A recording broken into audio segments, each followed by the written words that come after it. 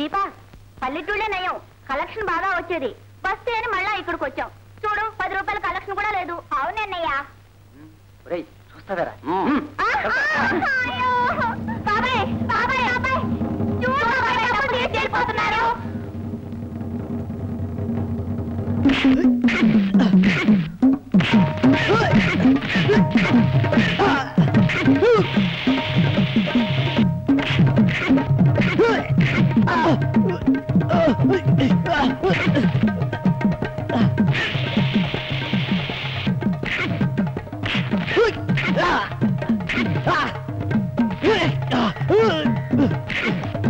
దీపా ఈ రోజు బాబాయ్ చేతిలో వీళ్ళకి మూడింది.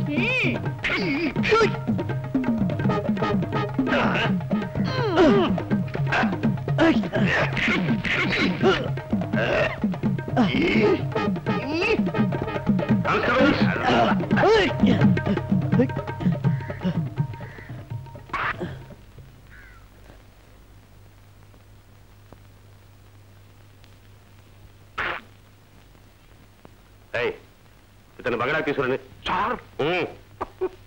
సూపరింటెండెంట్ గారు, అంత బలమైన గాయాలు తగిన యుగంధర్ మీకు ఇంకా దొరకపోవడానికి గల కారణం ఒకవేళ నదిలో మునిగి చనిపోయాడంటారా? నోను, అతను చచ్చిపోలేదు. చనిపోలేదని మీరు ఎలా చెప్పగలరు? నేను తిరిగి వస్తుండగా నది అవతల రేవులో అతను నడిచిపోతుండగా నేను కళ్ళారా చూశాను. అయితే యుగంధర్ని మీరు ఎందుకు వెంటలేదు? ప్రయత్నించాం, కానీ ఎలాగో తప్పించుకుపోయాడు. ఏమైనా మా డిపార్ట్మెంట్ అతన్ని పట్టుకు తిరుగుతుందని మాత్రం హామీ ఇస్తున్నాను. Good day. Ram Ram Ram Ram Ram Ram Ram Ram Ram Ram Ram Ram Ram Ram Ram Ram Ram Ram Ram. Sir నన్ను వదిలేయండి సార్, నేను వెళ్ళిపోతాను. కూర్చో కూర్చో కూర్చో. ఇదిగో ఇది చూడు.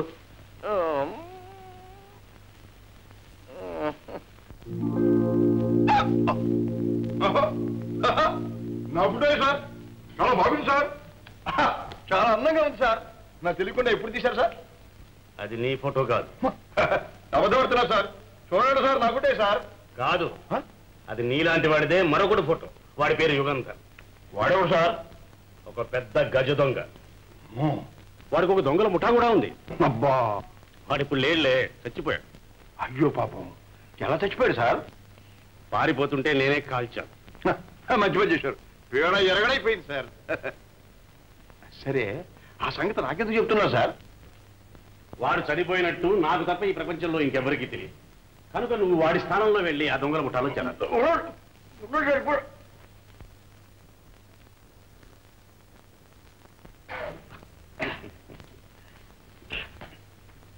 ఇప్పుడు ఎప్పుడు సార్? నువ్వు ఆ దొంగల ముఠాలో చేరాలి. ఎందుకు సార్? చేరి అక్కడ సంగతులన్నీ మాకు చేరవేస్తుంటారు. మా బాబాయ్, వాడు దొంగలని మీరే కాదు చెప్తారు సార్.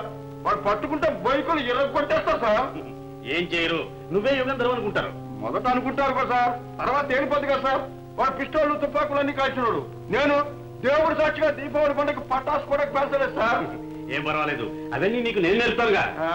ఏమి నేర్పినా వాళ్ళకి అనుమానం వస్తుంది సార్. ఏమీ రాదు. యుగంధర్ చనిపోయినట్టు వాళ్ళకి ఎవ్వరికీ తెలియదు. వాళ్ళకే కాదు, మా పోలీసులు కూడా తెలియదు. ఇది మరీ డేంజర్ సార్. మీ పోలీసులు నన్ను వాడే అనుకుని బొక్కలో దోసేస్తే అప్పుడు నేనుంటానుగా. నువ్వు మా మనిషివేనని నేను చెప్తాను. చెప్తాను అనుకోండి. ఏమిటి సందేహిస్తున్నావు? అమ్మ బాబోయ్, ఇదేదో డేంజర్ వ్యవహారంగా ఉంది సార్. నేను వెళ్ళిపోతాను. ఏమిటో పెద్ద హీరోలాగా ఒడ్డు పొడుగు ఉన్నావు, భయపడతావు ఏ సార్? భయమా? చచ్చే భయం లేదు సార్. కాబట్టి డోంట్ కేర్. నాకేం అమ్మ అబ్బా పెళ్ళామా పిల్ల ఎవరో చెప్పండి సార్. నువ్వు చూడు సార్, ఒకప్పుడు బస్తీలో పాతాళ భైరవి సినిమా చూశాను సార్. మా ఊరు వచ్చిన తర్వాత నుప్పుడు మరి పందెం కట్టారు సార్, దూకేశాను సార్. కాకపోతే ఈ మధ్యనే 2 చిన్న అటాచ్మెంట్లు వచ్చినాయి సార్. ఏమిటి? అబ్బాయి ఫిమేల్స్ గారు సార్. అనాథ పిల్లలు 2 రగులుకున్నారు సార్. వాళ్ళని పెంచుతున్నాను సార్. మా 2 పిల్లలు నన్ను అంటి పెట్టుకున్నారు సార్. ఒక రోజు కనుక నేను కనిపించకపోతే అల్లాడిపోతారు సార్. ఆ దొంగనాయాలు పసిగట్టిన చంపేస్తే వాళ్ళ గతి ఏం కాదు సార్. ఈ కొద్ది రోజులకే నీకు వాళ్ళ మీద చాలా మమకారం ఏర్పడిపోయిందన్నమాట. నాకే కదా సార్, వాళ్ళకు కూడా నేనంటే ఎంతో చెప్పలేదు సార్. అంత ఇదైతే మరి నువ్వు వాళ్ళకి ఏం మేలు చేస్తున్నావు? నీతో పాటే రోడ్లో అంటే తిప్పుతున్నావు. ఇలా తిప్పితే వాళ్ళు ఎలా తయారవుతారో తెలుసా? మరి ఎందుకంటే ఏం చేయబట్టారు సార్? నువ్వు తలుచుకుంటే వాళ్ళని ఏ డాక్టర్లు గానో ఇంజనీర్లు గానో తయారు చేయొచ్చు. నా వల్ల ఏమవుతుంది సార్? నువ్వు అను, వాళ్ళని మంచి స్కూల్లో చేర్పించి చదువు చెప్పిస్తా.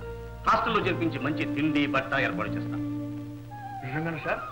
ఎస్, నేను చెప్పినట్టు విని నువ్వు నాకు సహాయం చేయి, నేను నీకు ఈ పిల్లలకి సహాయం చేస్తాను. చూడు విజయ్, యుగంధర్ మీద కానీ అతని ముఠా మీద కానీ వ్యక్తిగతంగా నాకు ఏ ద్వేషం లేదు. కానీ వాడు సంఘానికి దేశానికి ద్రోహం చేస్తున్నాడు. అలాంటి వాళ్ళని పట్టి శిక్షించడం సంఘానికి రక్షణ, దేశానికి క్షేమం. ఏమంటావు? అలాగే సార్, మీరు చెప్పినట్టే చేస్తాను సార్. బాబు దీపా బాగుంటే నాకంటే తెలుసు సార్. పాపం తల్లి లేని పిల్లలు, వాళ్ళ తండ్రి కూడా ఎక్కడున్నారో చూసి పెట్టండి సార్. ఓ అలాగే. Thank you sir, thank you sir.